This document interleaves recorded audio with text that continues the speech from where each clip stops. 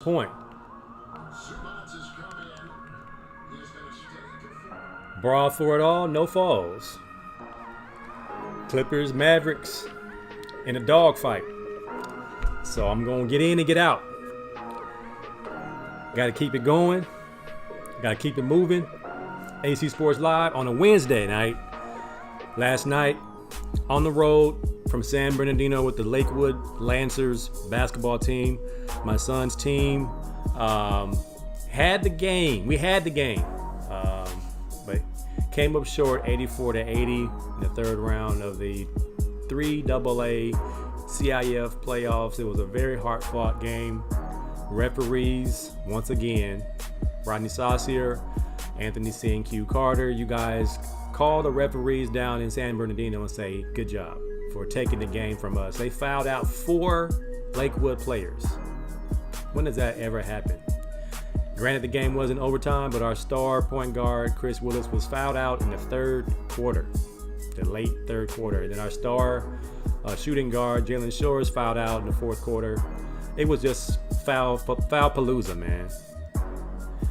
Mac, I'm live right now, man. I'm trying to get it in. I'm trying to get it in right now before I go work out at 9:30. I got a gym appointment at 9:30 with some of my fellas. My son gonna get a workout in. Gonna get it in tonight. So I'm gonna go from 8 to 9 tonight, man. Just get it in and get it out the way. Gotta get it in. Jimmy Mack. Deacon Hill. I'm watching the Clipper game. It's gonna be a great second half.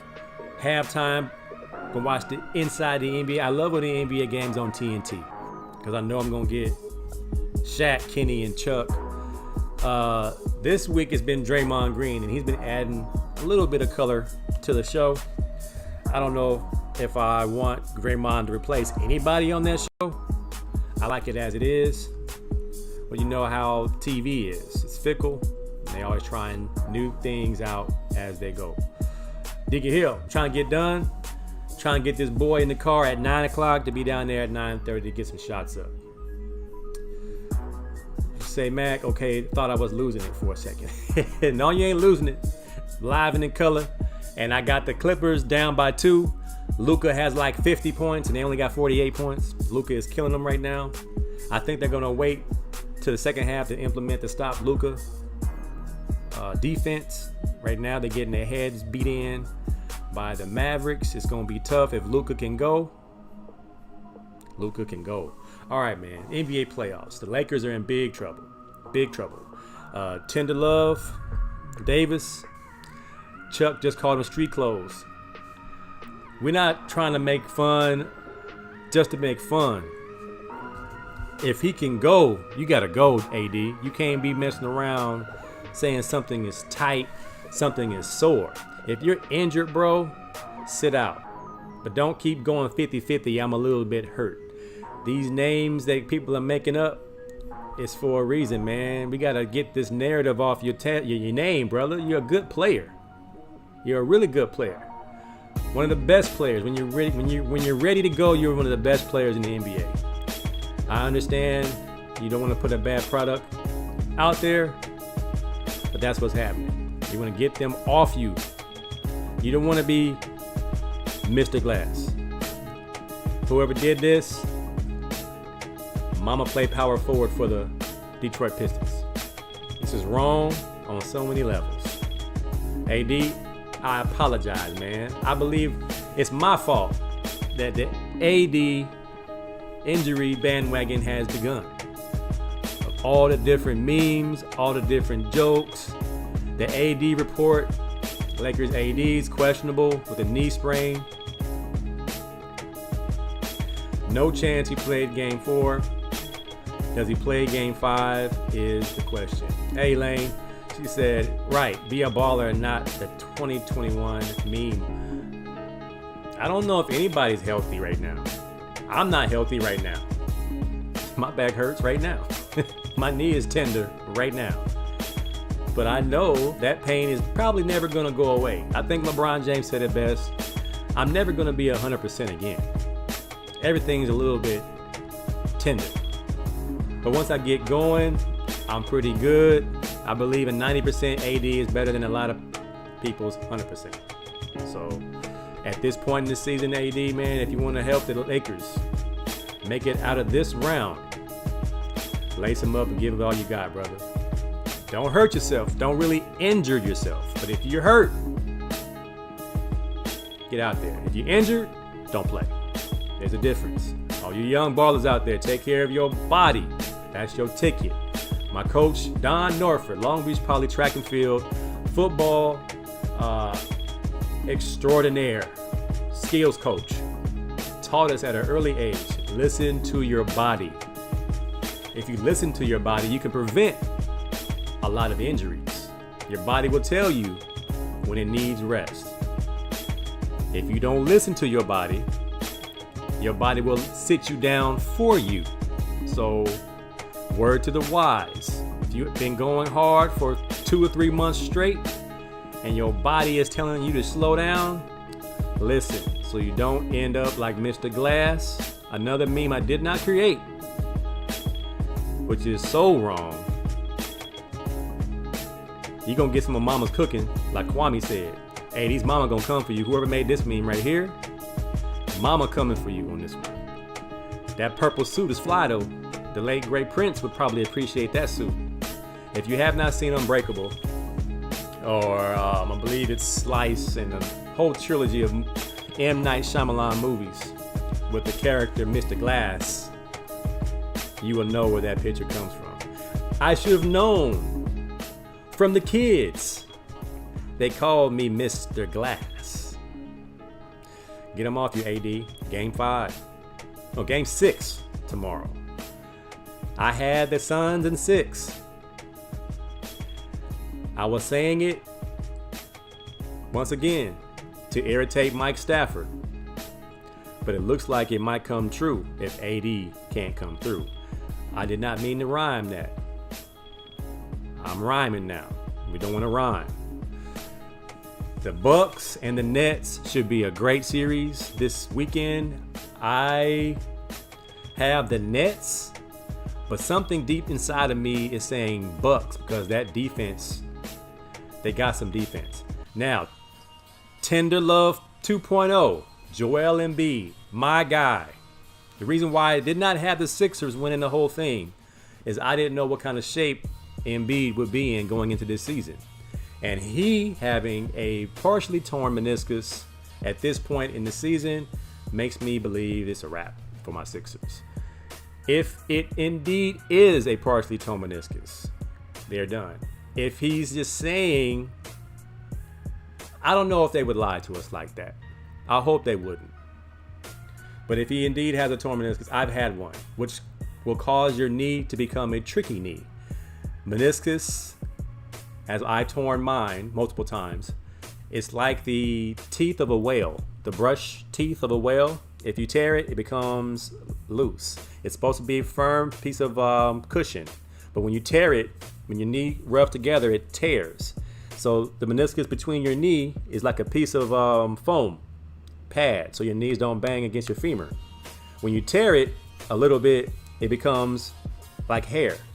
And if you have a partially torn meniscus, it can make your knee lock. And they have to go in there and orthoscopically scrape it out. That partially part of it, they'll scrape it out, and then that part won't be tricky. Now you have half a meniscus left, and it'll function just fine. Your knee won't hit. I have my entire meniscus removed, so now I have bone on bone. What Embiid has right now is a partially torn meniscus, which means if it's a tricky knee, he's probably done for the playoffs. It's probably a wrap for the Sixers. They got rid of the Wizards tonight, which is not saying a whole lot. The worst team in the playoffs. They were supposed to beat them even without Embiid. I'm hoping that it's not as bad as it sounds. So we will see. We shall see. Yeah, Elaine, it's wrong. Mr. Glass is wrong. I hope AD does not read the paper or look at social media, but I think he does. Who else is in the playoffs? I believe the Heat are going fishing. Who else is going fishing? The Celtics have gone fishing. They've gotten rid of Danny Ainge and moved Brad Stevens to the president. I don't understand that move. Wouldn't you be in the same predicament, the same mindset, the same type of person in the office? Wouldn't you want a whole new clean slate of people with different ideas? different methods of bringing in guys. I don't know. I could care less. I believe Q and I today, we're saying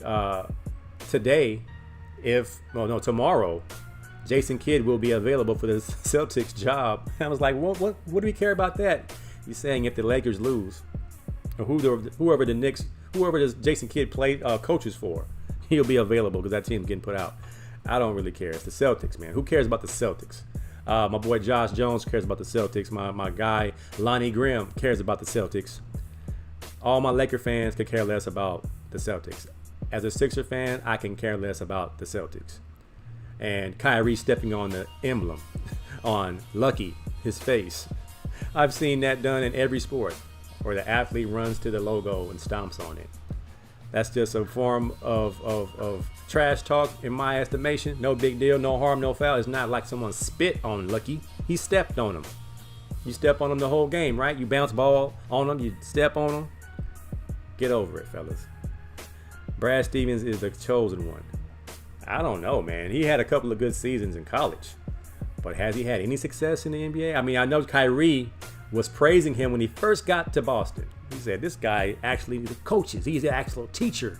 I can't believe I'm around a teacher of the game. It's so refreshing. It reminds me of Coach K.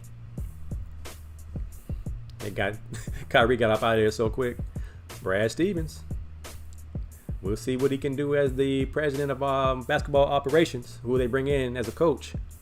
I think the Celtics, as their roster is designed right now, I don't care who you coaches that team. It's not designed to win a championship. It's designed to watch Tatum shoot. And then when Jaylen Brown comes back, it's designed to watch Tatum and Brown shoot. Kemba Walker's probably gone. You got a bunch of role players. It's not a championship team, so I'm not sure what the Celtics are going to do. But, hey, it's the Celtics. It's the Celtics. Nobody cares about the Celtics. They say Elaine. Kyrie played 8 games for Coach K. But he praised Brad like he was, you know what I'm saying? He kind of like threw salt on Ty Lue. Because didn't Kyrie leave Cleveland to go to Boston? And he was kind of throwing a jab at Ty Lue. When we all know Ty Lue didn't really coach the Cavs. That was LeBron's coaching. LeBron coached that team to a championship. Give LeBron his flowers while he's still with us. Stevens is supposed to be burned out from coaching as a result of the bubble. I think everybody should be burned out. That's not a good enough excuse. Everybody had the same situation. Brad Stevens, it's just incredible how you get fired, but you get another job same day. Better job, same day. So he didn't necessarily get fired. He just moving into a different position. Then he age steps down. That's great. That's a good old boys mentality. That's some home cooking right there. I mean, shoot. If I had it like that, I had it like that. Sheesh. Kyrie is a habitual salt thrower. Kyrie gonna say some stuff. He ain't gonna leave quietly. He gonna say some stuff. Kyrie breathes a different kind of air. I feel Kyrie on some of his statements. That's why tonight's show I'm gonna go over some of the best quotes of the week. And of course, Kyrie had a couple things to say this week too, on top of everything else. Baby girl Naomi Osaka is in the press, and this time our girl Venus Williams comes to her side, and I appreciate her.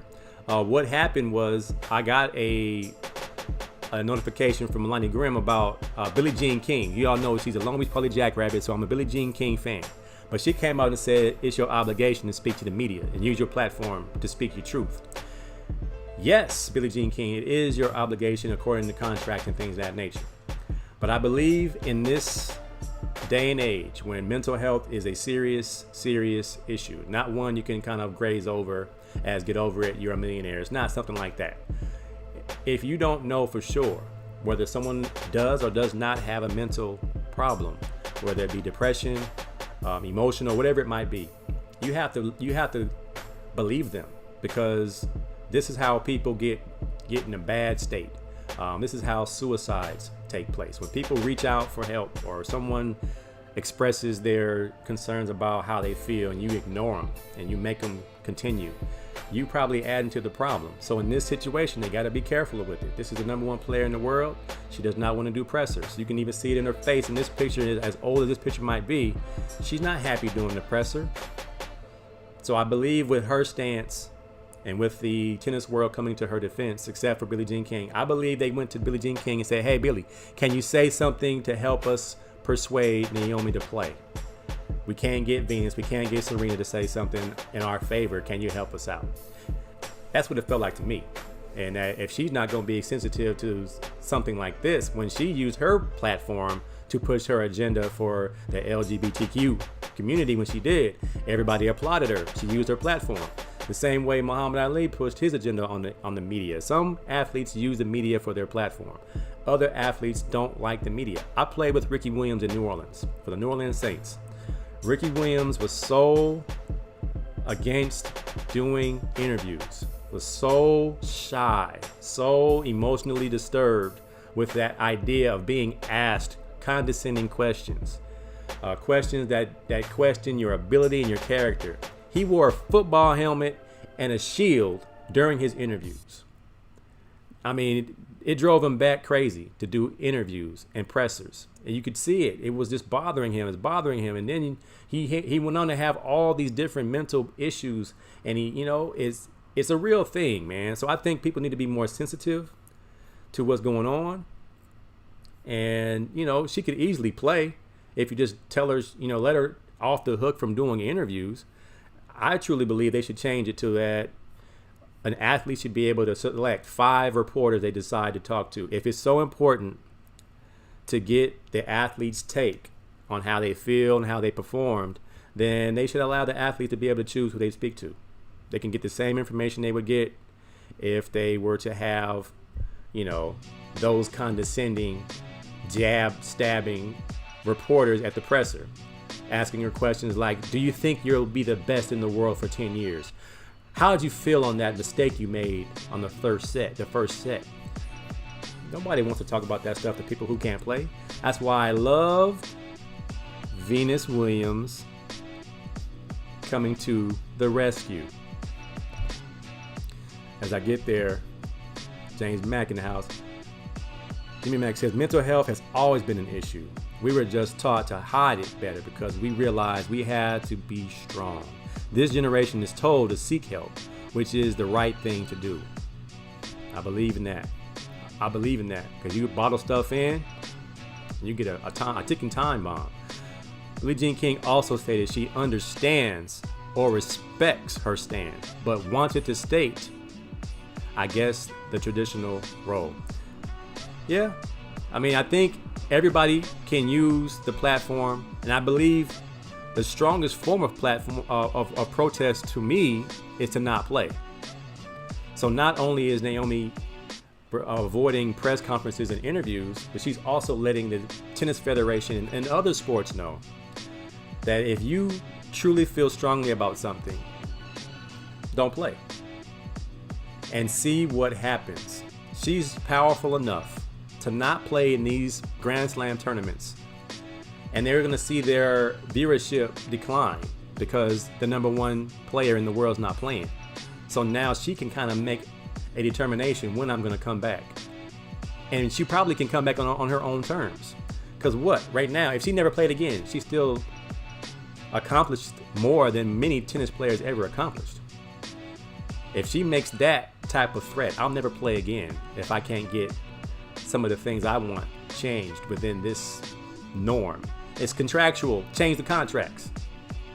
Why is it important that random people can ask questions and they might have an agenda or an angle to just destroy the athlete? I remember powerful players like Michael Jordan only would allow Ahmad Rashad to interview him, or Jim Gray. Muhammad Ali spent time with Howard Cosell majority of the time because Howard Cosell would not spin what he was saying because he knew what he was going to be saying is controversial. I think it's going to get to that point where certain athletes don't want to talk to everybody. Russell Westbrook, Beast Mode, Marshawn Lynch, they're not talking to everybody because they know everybody doesn't have your best interest in mind. So, hey, more power to them. Now, what Venus said and this is an old quote from Venus, but her newest quote, I thought was classic. I thought it was on point. And I was like, that's what I'm talking about. Venus Williams says, for me personally, how I cope, how I deal with it, was that I know every single person asking me a question can't play as well as I can and never will. So no matter what you say or what you write, you'll never light a candle to me. Boom, mic drop. That's how Venus Williams handles the media. They're there to try to destroy her. Go back and watch the Richard Williams video of when they try to interview Venus and Serena as little girls, and the guy was being condescending and patronizing the little girls on his questions. He kept asking the same questions over to trip him up, and Mr. Williams had to come in there and shut the whole interview down because he was being wrong in his nature of questioning the girls. So I understand it. I've been asked some weird stuff by some reporters before, and you guys know how that goes. You talking about practice? You talking about practice, not the game. Practice. So I'm team Osaka. Don't play till you get some act right, girl. Take care of you.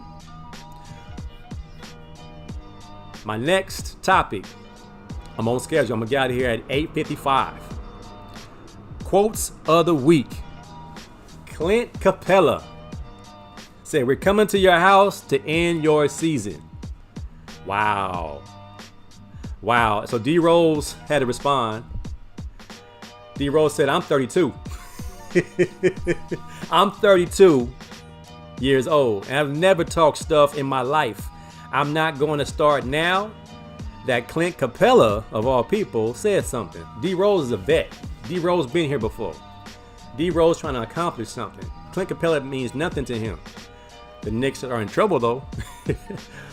And Julius Randle says, why do I give a hell what Clint Capella would have to say? Because Clint Capella is rejecting your shots every time you come to the cup, bro.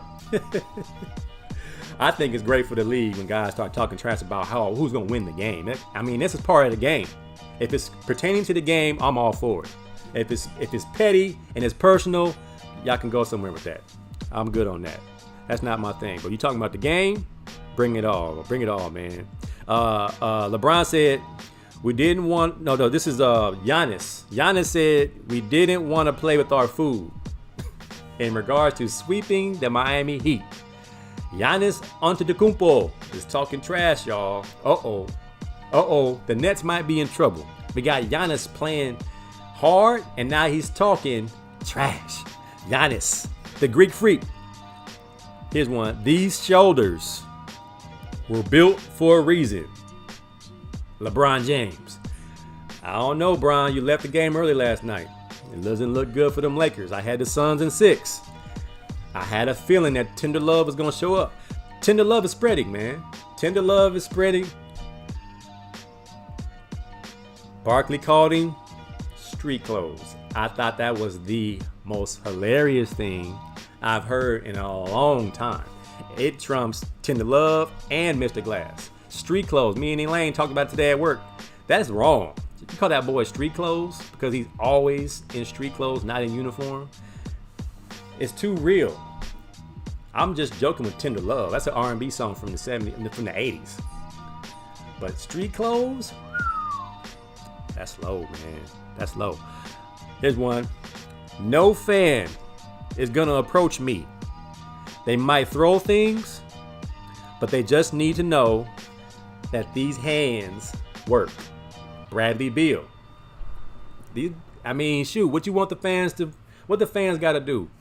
Does it got to be malice at the palace every single time? These hands still work. Now, an NBA player can't afford to break his hands. That's where he makes his money. But when the rubber hits the road, I don't know about you, but I know Jimmy was in the same meeting I was in when we were given the warning: do not get in a fight with a civilian. And I was like, what do you mean? Now that you guys are college football players and you lift weights and you're getting supplements to help you lift weights and get bigger and stronger, you are no longer a common civilian. You are now considered a lethal weapon in the court of law. And I was like, man, Come on, man. You serious? And the idea is that you have an advantage over the common man. However, in an arena and you are coerced and the person instigates a fisticuffs with you, you have every right to defend yourself, as that's what the word's going on. If you defend yourself. Now, if you go ahead and initiate, then you might be in trouble. But I know I was told the same way every other student athlete in the world in college by their legal counsel, if you fight a common civilian, you will be found as the aggressor. You'll be found as the stronger human being, and you will probably not win unless you were attacked first. So keep your hands to yourself. That was the words that we heard. So, hey, watch out. Elaine says, I appreciate her stand to let people know that the Tennis Association need her for the money, and she is not chasing the money. Do know the other Grand Slams are not wanting to help her, however necessary. Big picture money. I think she still has leverage. She might have Tiger Woods leverage right now. Like, I don't watch golf if Tiger's not playing. I might watch Mickelson a little bit, a couple other guys. But if Naomi Osaka is not playing, I'll watch Coco Gauff and Venus and Serena. But if the number one player is not playing, it kind of adds, it takes away from some of the luster of the tournament. So I know they're going to work something out. They're going to work out something. So we'll see. These hands work. I got a shirt that I wear to church. It's called "I'm Saved, but I Got Hands," and everybody laughs when I wear that shirt. And it's like, because I'm a believer, and I go to church, and I work with the youth. Do something to my wife or daughter, and see if these hands work. Now, you touch my son, you gotta deal with Mama Bear. I'll let my wife handle that. I pity the fool that mess with my son. My wife and my Mom Nita. Anybody touch Alexander Cobbs? Oh my God. I'm talking about pliers to your fingernails. They don't play when it comes to Alexander Cobbs. Now you mess with my daughter, Jordan, I'll be on the first plane smoking, and you got to deal with Daddy Bear. So don't do it. Don't do it. You see what they did to John Morant's parents. Let's see. John Morant's parents had to deal with this one. Utah fan said, I'll put a nickel in your back and watch you dance, boy. Yeah, 2021, Utah. Getting like Boston, but they're not racist because I'm wearing a black man's jersey fans. I'll put a nickel in your back and watch you dance, boy. Wow. And the Utah Jazz owner comps John Morant's parents tickets to the next game for their inconvenience. Okay. They want us to believe that they're not racist fans out there. Kyrie Irving caught a lot of flack. Every time he touched the ball, he got booed in Boston. This is what Kyrie said. Hopefully we can just keep it strictly basketball. There's no belligerence or any racism going on, or subtle racism. People yelling stuff from the crowd. That's what you get in Boston, man. If you ever been to a Boston game, not all Boston fans are racist, but most racists are Boston fans. Let that marinate. It's tough. I mean, I'm from Connecticut. Connecticut's not too far from Boston. I don't think there's a brother in 20 miles in Maine. I mean, it's rough in some parts out there. So what he's saying is not wrong. I mean, I know Boston fans took offense, but you can't tell a man to feel differently than he feels and what he's experienced. He played in Boston. You ask Mookie Betts, who played in Boston, and he was a star in Boston. I believe Ken Griffey Jr. said he would never play in Boston from the things he heard in Boston. I believe the outfielder from the Baltimore Orioles was called all kinds of stuff in Boston. So it's common knowledge that Boston has a corner of individuals that are blatantly racist. That's just what it is. And all my Boston fans, they apologize all the time for those people. And we get it. There are racists here in California, Santa Ana, La Habra. I know it. I've worked with some racists. when I was at Los Alamitos High School. Racist. Told me to take my Obama t-shirt off. Why? I don't like it. You're going to have to just not like it, homeboy. I'm a grown man. You're going to tell me to take my shirt off. This is track practice. I'm not taking my shirt off because you're a discomfort, because you're not comfortable. You're going to have to just be uncomfortable and turn your head and not look at me because this shirt says Obama. This was crazy, man. This is crazy. All right, so the racism quote continues from Kyrie, says it's just underlying racism and treating people like they're in a human zoo. Kyrie said after the water bottle was thrown at him following the Brooklyn win over the Celtics Sunday night. What should we do with these fans? They had a guy who tried to run on the court. These fans are out of control. What's going on? Somebody empowered them. And I know the repercussions aren't great enough. So guys are acting crazy, doing crazy stuff, and knowing they're going to get instant famous with their friends on Instagram and Snapchat or TikTok or whatever they want to do, and then try to do an interview with the local TV station. How was it? How did it feel? I can't go back to a game ever again, but I got my 5 minutes of fame. So they got to do something. They got to do something to get it ended quick. James Mack said it's assault.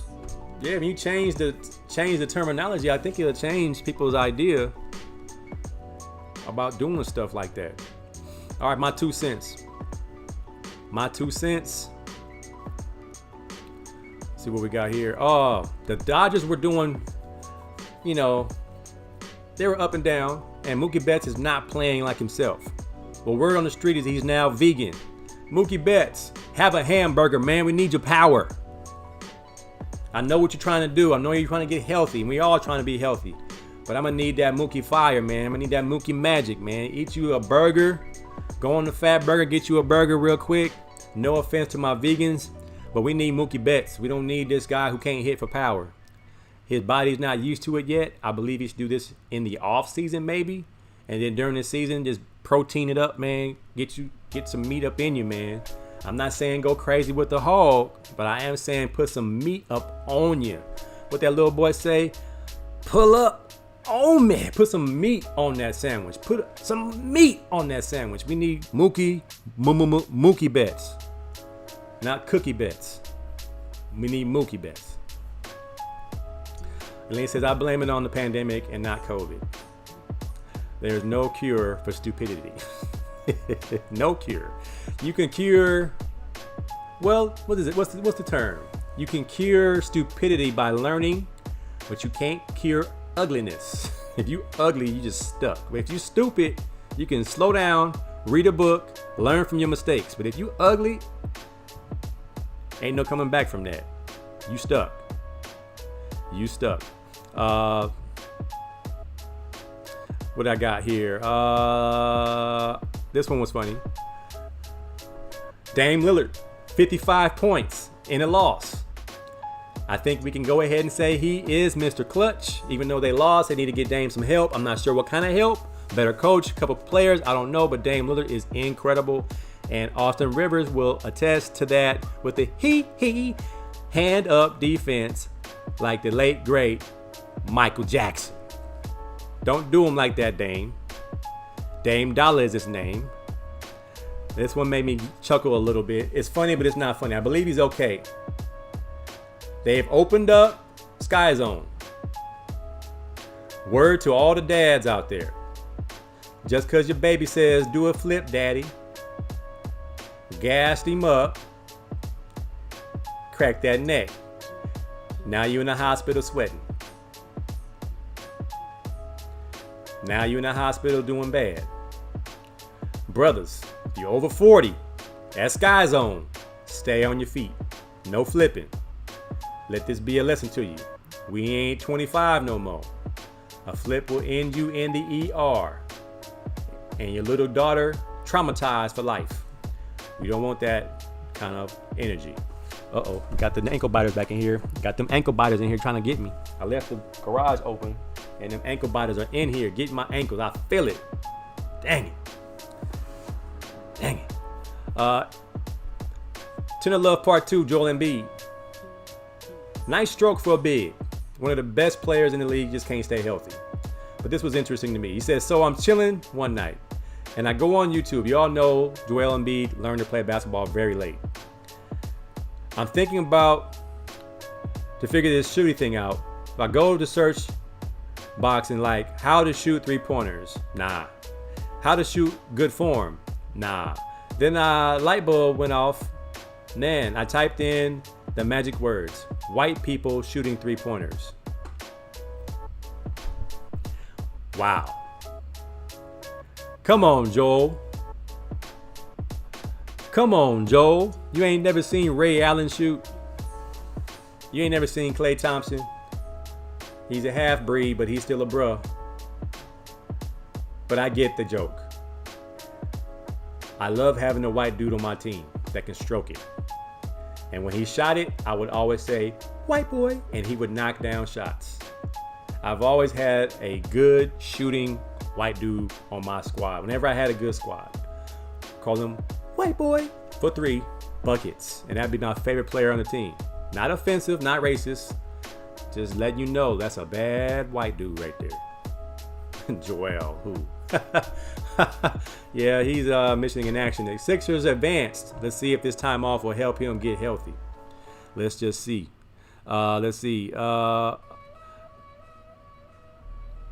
This one came down two of my favorite running backs of all time. Eric Dickerson and Walter Payton. ED not wearing number 29. That kind of hurt my heart. Like, why is ED wearing number 28? That doesn't even look right. Who has number 29? That was the question. That's a good trivia question for the viewers on AC Sports Live on a Wednesday night, the second day of the Lord's year 2021. Who was wearing number 29 in this All-Star game? Trivia. Mac, who was wearing the NFC number 29 in this All-Pro Pro Bowl? Look it up. I told y'all Kwame Brown was setting us up for a big payday. He went for everybody's throat, and the following week, Bust Life was born. The Bust Life podcast, Kwame Brown's podcast, got Judge Joe Brown on there. He had Devin George on there. He's going to have all the people that are on his side, mostly players, and they're going to talk about topics of the day. I think he's done going after people for the most part. Touche, Kwame Brown. Not mad at you for joining the podcast revolution. Speak your piece, man. It's therapeutic. If everybody's been talking trash about you for 20 years, speak your piece. You got 12 good years of NBA experience to talk about. Bring the noise. I'm all for it. Happy for you, bro. But you still play like trash when you play for the Los Angeles Lakers. I saw it. I'm like, why is that dude in there? If they can't look at the Lakers play now, Montrez ain't getting no time. But Kwame Brown got plenty of time when he played for the Lakers. So come for me. Once again, come for me, Kwame. I'm keeping it strictly basketball. Bro, you got to be able to catch the ball. I don't care what they're talking about. You got to be able to catch the ball, if nothing else, in the block. You got to be able to catch rebounds when you're in the block. So that's what I saw. But your podcast is going to be a hit. Everybody's going to watch it. You're articulate, you speak well, you got good stories, and you bring smoke. So shout out to Kwame Brown. This one came on the timeline, and once again, remember Jordan Clarkson as a Laker? The NBA's 2021 Sixth Man of the Year. Kobe Bryant, I believe, is an inspiration. Once again, the Mamba mentality, Jimmy Mack. Kobe told me I've been going to the hole like a light-skinned dude. So I had to go like a dark-skinned. We got to stop the colorism, man. I mean, bros, everybody's bros. Everybody bleeds red. Everybody's a human. And the bros, if you have an ounce of black blood, which is all of us, we're all bros, but this one was hilarious when it happened. And apparently it worked because now Jordan Clarkson is a straight up killer off the bench who models his game after Manu Ginobili. So would he have the Manu mentality? The Manu. mentality. Jordan Clarkson don't even look like that no more. He got braids. He got tattoos up to his chin. He's no longer light skinned. He's ink. He's ink colored. And I blame Kobe Bryant. Tim Tebow got everybody trying to come out of retirement to play football. Brandon Jacobs believes he can play defensive end. I'm really serious about coming back as a defensive end. I can still run. I'm strong. And there's no way Tim Tebow is a better athlete than I am. I just need a shot. That's it. If I can't cut it, I'll take it like a man. Just give me one chance. That's all. Brandon Jacobs was a monster at running back. Nobody wanted to tackle him. Now he wants to come back and tackle quarterbacks. Let's see if he gets a shot. Money Mayweather is going to fight Logan Paul this weekend. I don't know if y'all buying it. You believe it? It's an exhibition. There will be no winner, no loss, no loser in this fight. There will be no judges. It is a sparring match, but the KO is possible. How does that work? As they spar, if anybody gets knocked out, they get knocked out. But no winner will be determined, so Floyd cannot lose. Even if he gets knocked out, it's not going to be a loss. It's the hugest money grab in the history of sports. A YouTuber gets a shot at the undefeated champion. It's not right by boxing standards. You're supposed to pay your dues before you see the champ. Logan Paul is not even the better of the two boxing brothers. Jake Paul is the better boxer. Tell the tape, Logan Paul has one fight and he lost. He's big. He's 6'2". I think he's 218, 220. He's bigger than me. And we know Floyd walks around 5'8", 5'9", 135. So hopefully it's a boxing lesson that Floyd gives out. But if Logan Paul catches him, he has a puncher's chance, man. He has a puncher's chance. I mean, shoot. Look how big he is compared to Floyd. If he catches Floyd, I don't think he can. Floyd's defense is just too good. But there's a small piece of me that believes that Logan Paul can touch Floyd one time. If he's courageous enough to get embarrassed trying to come in, he can catch him once or twice. I just don't know if he can punch. I know he's a big, strong kid, but I know this is. I mean, the guy has, viewership. I believe that the Untitled Chapter actually has numbers of viewers. I wonder if I put the right one in. Number of Instagram followers. Floyd has 23.7 million followers on Instagram. Logan Paul has 18.2 million. After this fight, Logan Paul will have more followers than Floyd Mayweather. I believe that to be true. This is going to be a win-win for everybody that's involved money-wise, except for us that are being called to pay for it. Luckily, I used to work in television and I have a connection to watch stuff like this. I'm not paying. I know what it's going to be. It's going to be a dancing match. It's going to be the same way Floyd carried Conor McGregor. We're going to carry Logan Paul and make it look like a fight. I know what it is. You're not going to put one over my head. All right, man. My sports flicks. Make sure I'm covering everything. I'm running through these pretty quickly. There's a man-child out there disguising himself as a ninth grader. Justice J. Terry tweeted this, I believe, last week or so. After tonight's workout, I'm ready to start my freshman year at Manchester High School. Ninth grade, I'm coming. I believe he's in Georgia. If this kid is in ninth grade,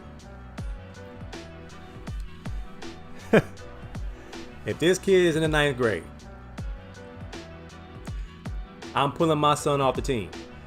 He is not playing with this grown man looking like John Henry from the children's books, looking like a straight up homeowner, looking like he owns the cars behind him, looking like he got a whole mortgage and kids and wife, ex-wife. He looked like he got bills. This dude looks like, shoot, if this is a freshman,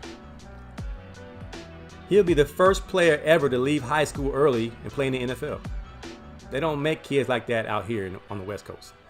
They must have been feeding this kid straight Alpo and gunpowder. Why is he so big and strong in the 8th grade? Somebody please tell me that. He's a 3-time holdback. James Smith said a 3-time holdback. I need to see birth certificates. I need to see some proof. Now, I looked at his Instagram. He looks young in the face. Now, my son looks old too. So I get it. But my son did not look like Warren Sapp. My son looks like a bigger version of me. So this right here, man, you remember when DK Metcalf came out of college, he was looking like this. This dude is 13, supposedly 13, 14 years old. If you're leaving junior high, going to high school, you should be 13, 14 years old, turning 15. This dude looks 19. So if I'm the opposing school, I need to see birth certificates every game. He's just not going to tear my quarterback's head off on GP because he looks like Greg Lloyd from the Pittsburgh Steelers back in the 90s. I'm going to keep an eye on Justice Terry, man. He's going to the league. They're bringing back Mandingo. I'll go anywhere with you, Mandingo. 3-time holdback. I don't know if he's a holdback. I think he just started school. He's been working on the farm, the plantation, for the first 8 years of his adolescence. He's been working, baling hay. All right, man. What we got here? Go back to my slate, make sure I got everything covered. Verone Frost, Tender Love 2.0. Yeah, I'm all good. All right, man. I got my Tyson documentary queued up. I'm watching that tonight. Part 2 of the Tyson documentary. If you didn't catch it, catch your DVR. The Knockout with Mike Tyson. I know what this part's going to be about. How Robin Gibbons and is it Desiree Washington led to the demise of Mike Tyson. My second sports flick, North Dallas 40. Nick Nolte. Old raspy voice Nick Nolte and Mac Davis. One of my old coaches. Coach Harold Jackson, when I was playing for the Saints, was one of my coaches. He was in this movie. Classic old 80s movie. Football player, over the hill football player, taking pills, taking shots just to get through the practices, just to get through the games, and getting close to 40 years old, playing football, how hard it was, how dedicated you had to be, how much you sacrificed. Had some funny moments, had some real moments, but I think it was a decent movie. It was terrible, but good at the same time. If you don't know what I mean, I suggest you watch North Dallas 40.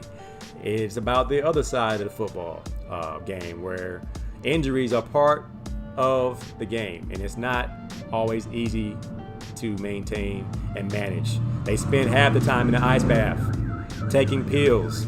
My man couldn't sleep. Everybody was taking pills. Unrealistic scene in the movie though. Star receiver pulls his hamstring. Nick Nolte says he'll play. He'll just take the shot in his knee so his knee won't hurt and he'll play. He has the best hands in the league. The brother that was the receiver that tore his hamstring has to watch Nick Nolte get a shot in his knee and how much pain he was. And then the coach used Nick Nolte as an example of how you're supposed to sacrifice your body to play in the NFL. And of course the black dude says, all right, man, give me the shot. He takes a shot in his hamstring. You can't take a shot in your hamstring. It's not that kind of injury. So I'm like, what in the world is he going to do with a shot in his hamstring? He still can't run, even if it doesn't hurt. His hamstring will have no power.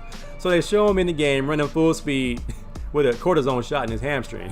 And I was like, oh, that's where they messed up. That part right there is stupid. But of course, the storyline is he tears his hamstring more with the cortisone shot. And then he gets his whole face broken because he compromised his safety by playing with a torn hammy. And then Nick Nolte comes in the game and saves the day. But then Nick Nolte gets caught with an illegal substance. It's crazy, man. But it's an 80s version of the program and Any Given Sunday. I think it's a decent movie. It was on, I want to say it was on Hulu, or was it on Amazon Video? I think it was on Amazon Video. And I enjoyed it. It was funny to me. I wouldn't suggest you watch it with your woman. If you don't like old football movies, don't watch it. Watch it by yourself and just get a chuckle here and there. My last sports flick was Macho Man Randy Savage on A&E. I'm a Macho Man fan. Randy Macho Man Savage's documentary did not disappoint. It was everything I thought it would be. He was Macho Man 24/7. So if you have not seen the biography of Macho Man Randy Savage on A&E, it's a keeper. I liked it. Of course, he had a demise as well, but in the meantime, it was being macho, and he was off the chain, man. One of the best interviewers, one of the best personalities as far as the wrestling game's concerned. And he never turned it off. Everybody in the documentary said he was never off. He was always, oh yeah, always rich Macho Man. No matter where he went, he was always Macho Man. And even to the point where his marriage declined, divorce, rumored spousal abuse, all the things that went with his package was real. So Macho Man was the real deal until the end. He too got caught up in the steroid game, which probably led to his early death. So as a huge Macho Man fan, I suggest watching the documentary Macho Man Randy Savage. It's a classic. My man wore some outrageous outfits. He was dressed by an outrageous designer, and it went with his whole style. You cannot deny Randy Macho Man Savage. That Macho Man versus Steamboat match, man, they stole the show. WrestleMania 3. They stole the show. Go back and watch that WrestleMania. That was the best match. I thought I was watching like the best match of ever. And to go back and watch the documentary that I think was 200 or some odd moves, they were orchestrated to the T. Like Macho Man and Steamboat were the most meticulous wrestlers as far as the script was concerned. They went every single move to a T, which led to one of the best matches we've ever seen. And all that stuff was choreographed. I gotta appreciate it, man. It's sports entertainment at its best. So shout out to Randy Macho Man Savage and Ricky the Dragon Steamboat for bringing me so much joy in my day. All right, my final words, man. I went to see my coach, Coach Cardale Tatamy today. I went to his house to help him out. He had surgery. He couldn't, get around, do some things around his house. So I went over there and helped him clean up a little bit. And that's what we should do. When our people reach out. Listen. This is my JV squad. Back in 1990. I'm not even in the picture because I have football practice. So I went from football practice to JV basketball practice. But I missed picture day. And Coach Tatamy was our hard-nosed Kings Park, Eastside Long Beach coach who instilled some dedication, toughness, tough love in us as young, aspiring basketball players. And I learned some valuable lessons from him. So it was no sweat going over to help him out a little bit as he's recovering from surgery. I appreciate Coach Tatamy and the things he taught me. One of the things he taught me was accountability. I told a story about the time that I reminded him, I said, I remember that time you made me mad. I was a sixth man, and I came off the bench for energy, and I just come off the bench and just score. And for some reason, I was mad.